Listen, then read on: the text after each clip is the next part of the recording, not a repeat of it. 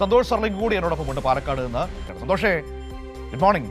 Palakkad division പൂർണ്ണമായും ഇല്ലാതാകുന്ന ഒരു അവസ്ഥയിലേക്കാണ് കാര്യങ്ങൾ പോകുന്നത്. പേരിനൊരു ഡിവിഷനുണ്ട്, പക്ഷേ വരുമാനമില്ല, കാര്യമായ ട്രെയിനുകളില്ല, ഓപ്പറേറ്റ് ചെയ്യാൻ അധികം സ്റ്റേഷനുകളില്ല. അങ്ങനെ ഒരു അവസ്ഥയിലേക്കാണ് ആ ഡിവിഷൻ ഇനി ഇപ്പോൾ എത്താൻ പോകുന്നത്.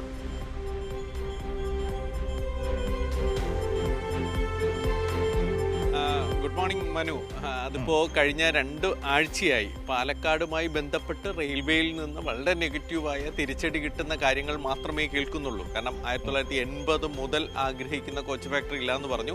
ഇപ്പോഴത്തെ പാലക്കാട് ഡിവിഷൻ വീണ്ടും വെട്ടി ചുരുക്കിയിരിക്കുന്നു. വീണ്ടും എന്ന് തന്നെ പറയേണ്ടി വരും. കാരണം സേലം ഡിവിഷൻ വന്നപ്പോൾ സമാനമായ രീതിയിൽ കിലോമീറ്ററുകളൊക്കെ പോയി, പ്രധാനപ്പെട്ട സ്റ്റേഷനുകളൊക്കെ പോയി.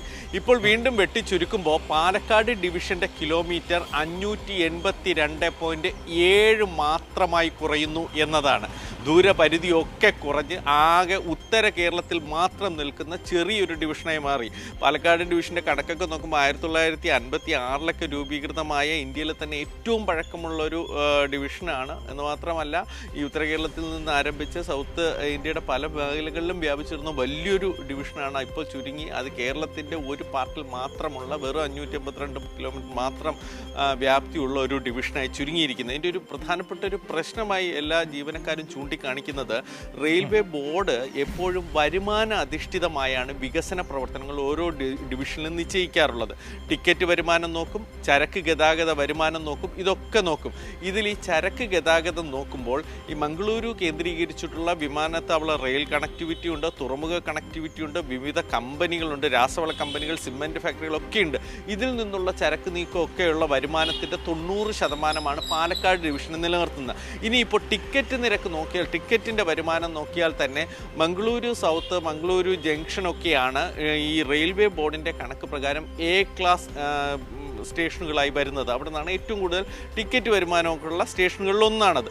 അതും കൂടി പോവുകയാണ്. അതായത് ചരക്ക് നീക്കം, ടിക്കറ്റ് നിരക്ക് ഇതെല്ലാം പോകുന്നു, കിലോമീറ്ററുകൾ ചുരുങ്ങുന്നു. അപ്പോൾ സ്വാഭാവികമായും ഇനി നമുക്ക് പാലക്കാട് ഡിവിഷൻ കേന്ദ്രീകരിച്ച് പുതിയ ട്രെയിനുകൾ വരും എന്ന് ആഗ്രഹിക്കുകയേ വേണ്ട. അതുണ്ടാവുകയില്ല. കാരണം വരുമാനമില്ലാത്ത ഡിവിഷനിലേക്ക് പുതുതായിട്ട് പോവുകയില്ല.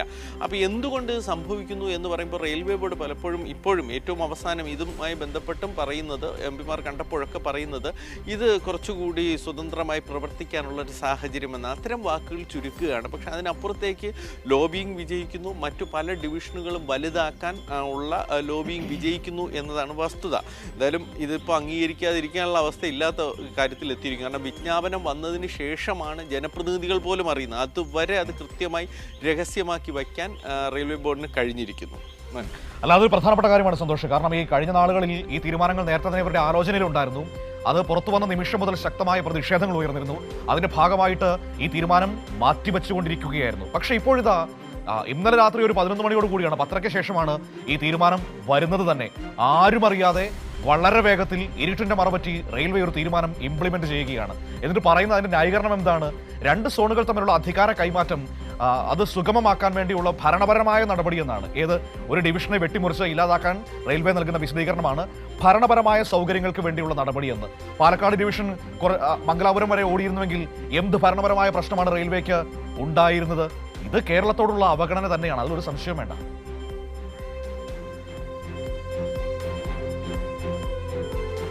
മനു, നേരത്തെ സേലം ഡിവിഷൻ വെട്ടിയുറച്ചപ്പോൾ അത് സൗത്ത് സോണിൽ തന്നെയാണ് നിലനിർത്തുന്നത്. പക്ഷെ ഇപ്പോൾ അങ്ങനെയല്ല. ഇതിപ്പോൾ സൗത്തിൽ നിന്ന് ഈസ്റ്റിലോട്ട് പോവുകയാണ്, ഈസ്റ്റ് സോണിലോട്ട് തന്നെ മാറുകയാണ്.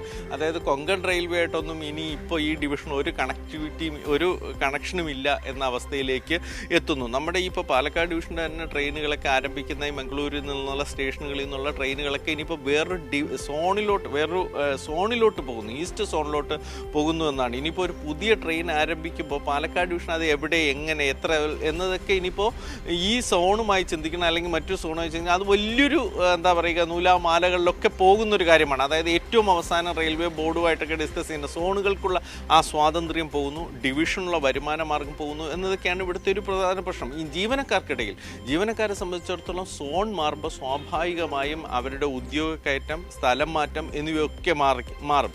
അതായത് ഈ സൗത്ത് സോണിൽ തന്നെ നിൽക്കാം, അതായത് സൗത്ത് ഇന്ത്യ കേന്ദ്രീകരിച്ച് നിൽക്കാം എന്നതിനിപ്പോൾ അങ്ങ് മാറി. ഇനിയിപ്പോൾ മറ്റു സോണുകളിലേക്ക് പോകേണ്ടി വരും. അപ്പോൾ അതിൻ്റെ ഒരു പ്രതിഷേധം അവർക്കുണ്ട്. പക്ഷെ എന്നാലും ഇത് രഹസ്യമാക്കി വെച്ച് മുന്നോട്ട് മുന്നോട്ട് പോയി എന്നതാണ്. കാരണം നേരത്തെ തന്നെ പാലക്കാട് ഡിവിഷൻ വെട്ടിക്കുറയ്ക്കാനുള്ളൊരു നീക്കമൊക്കെ സൗത്ത് ഇന്ത്യ കേന്ദ്രീകരിച്ചുണ്ട് എന്ന് വന്നപ്പോൾ തന്നെ പലതവണ ഇതുമായി ബന്ധപ്പെട്ട് പ്രതിഷേധങ്ങൾ ഉയർന്നാണ്, ചർച്ചകളുണ്ടായി. അപ്പോഴൊക്കെ ഇനി അങ്ങനെ അത്തരത്തിലുള്ള നീക്കമൊന്നുമില്ല എന്ന് തന്നെയാണ് പറഞ്ഞിരുന്നത്. അതിലാണ് ഒരു മാറ്റം വന്ന് രാത്രിക്ക് രാമാനം സോൺ തന്നെ മാറ്റി ഡിവിഷൻ വെട്ടിമുറിച്ചുകൊണ്ട് തീരുമാനം വന്നിരിക്കുന്നത്.